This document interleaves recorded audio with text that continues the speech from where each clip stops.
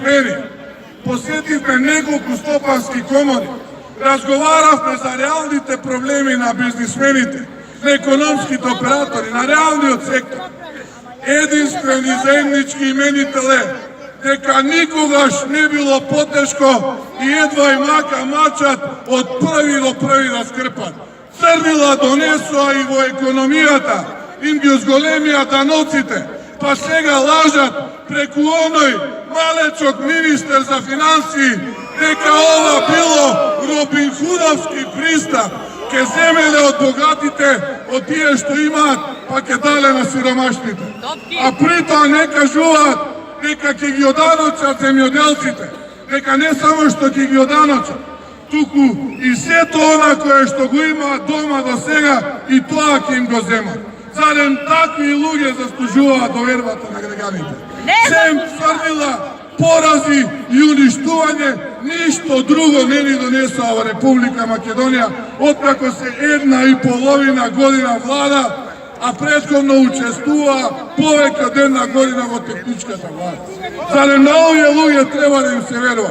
Јас повеќе не можам да верувам нити 1 секунда од мојот живот. Ве повикувам масовно сите граѓани во Република Македонија, без разлика на етничката, без разлика на верската припадност, да ни се придружите и да застанете рамо до рамо со нас, што побрзо заминат, толку побрзо ќе и се раздели на Македонија и ќе изгрее зора. Така е! Христијан! Христијан! Христијан! Христијан! Христијан! Христијан! Христијан! Христијан! Христијан! Христијан! Ке речат, реформи правеле во судството. 112-та земја, според Транспарентност Интернационал, 112-та земја сме на ранг листата. Танзанија и Етиопија се пред нас. Ке речат во Европа не носеле. Не Европа, Африка ја донесоа во Македонија. Африка ја донесоа во Македонија. Ете тоа направија од Европска Македонија. Афричка Македонија според степенот на корупција која што владе во моментот во Република Македонија. Пензионерите, еве тука ме коригираше рекој, вели за пензионерите.